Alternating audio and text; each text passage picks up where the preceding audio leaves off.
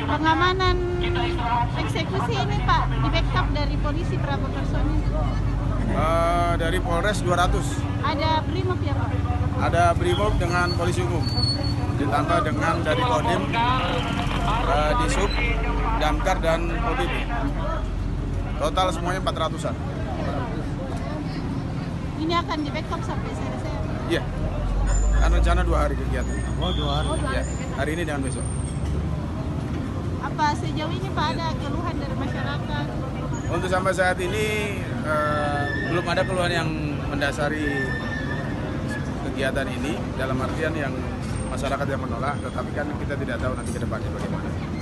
Tapi antisipasi sudah dari awal kita upayakan pada saat sebelum pelaksanaan kegiatan agar dilakukan upaya persuasif, disampaikan kepada masyarakat yang memiliki rumah terkait masalah pembongkaran ini, jangan sampai nanti timbul ada terjadi kegiatan-kegiatan atau tindakan yang keluar dari batas kewajaran seperti itu.